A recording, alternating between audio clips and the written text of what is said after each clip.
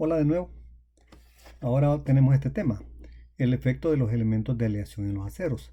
Si se recuerdan ustedes, cuando hablamos del diagrama hierro-carburo de hierro, prácticamente ahí no hay elementos de aleación, solamente hay hierro y carbono, ¿verdad? Por eso es que le llaman diagrama hierro-carburo de hierro, porque es lo único que se presenta, la ferrita y la cementita combinadas de diversas maneras.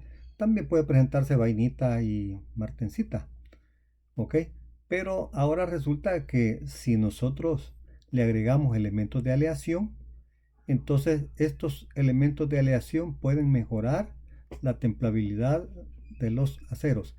¿Qué quiere decir templabilidad? Bueno, como la palabra lo indica, ¿verdad? ¿Qué tan templable es? ¿Qué tan fácil es darle un temple, o sea, producirle un buen endurecimiento a un acero? Entonces, observen ustedes aquí estas líneas. Esta línea le indica el porcentaje de elementos de aleación y también el factor de templabilidad, o sea, qué tan duro va a quedar si nosotros le agregamos cierta cantidad de estos elementos. Por ejemplo, tenemos aquí el níquel. Si a un acero le agregamos níquel, entonces pues va a aumentar la templabilidad. ¿Qué quiere decir eso? Que aquellas curvas que vimos nosotros, eh, esas curvas de enfriamiento continuo, esas se van a desplazar hacia la derecha. Al desplazarse hacia la derecha quiere decir pues que nosotros vamos a tener más tiempo sin que la austenita se transforme, y eso va a permitir que bajemos más la temperatura y que al final pues lleguemos a la temperatura de inicio de transformación martensita, y por lo tanto vamos a tener más martensita y eso significa mayor dureza. Conforme más níquel le agregamos, ¿verdad? Mayor es el factor de templabilidad, o sea, más cantidad de martensita vamos a tener para determinado diámetro o determinado espesor de material. Si le agregamos silicio, pues la templabilidad aumenta, ¿verdad? Con el cromo aumenta más, con el molibdeno todavía aumenta más y con el manganeso también.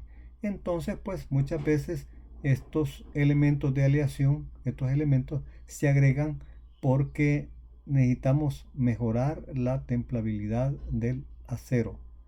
Así es que aquí viene pues de que, por ejemplo, si nosotros tenemos una pieza gruesa, ¿verdad? Como un molde para plástico, digamos, ¿verdad? Entonces, eh, estos moldes, que algunos son grandes, ¿verdad?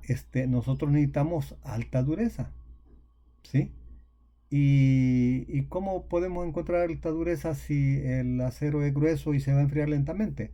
Ah, bueno, entonces allí es donde nosotros hablamos de estos elementos de aleación, que lo que van a hacer que las curvas de temple estén más a la derecha, y por lo tanto, pues aunque pase un tiempo, o sea, que lo enfriemos como que fuera, que se enfríe como que fuera normalizado, porque es muy grueso el material, aunque esté metido en el agua.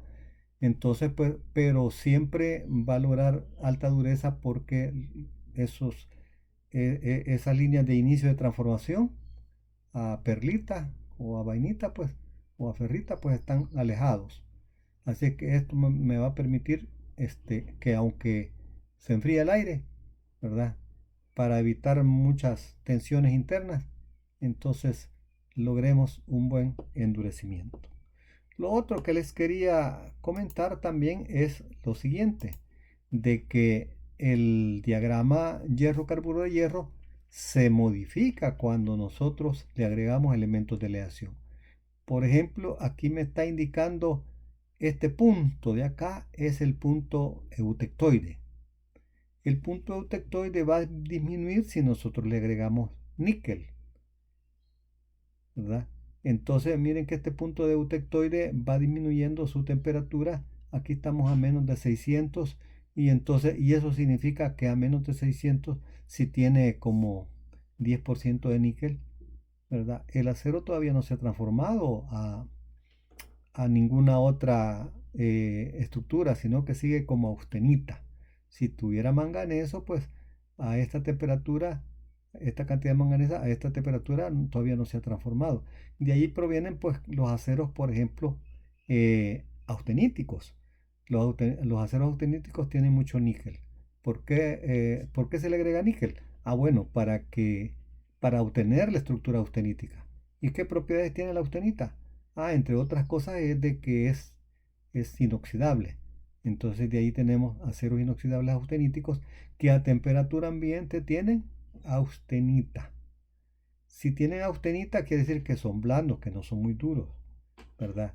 O sea que es un acero inoxidable austenítico. Pero el hecho de que sea inoxidable no quiere decir que es el superacero, porque su resistencia mecánica no va a ser muy alta, ¿verdad? Lo que se requiere pues por lo que se aprecia ese acero es porque es inoxidable. Si nosotros le agregamos cromo, esta es la situación. El cromo aumenta la temperatura eutectoide. ¿Qué quiere decir que aumente la temperatura eutectoide? Que puede haber un momento, ¿verdad? De que a pesar de que nosotros aumentemos la temperatura, este continúa siendo ferrita, ¿verdad? Y lo mismo es si tenemos tungsteno, molibdeno o titanio.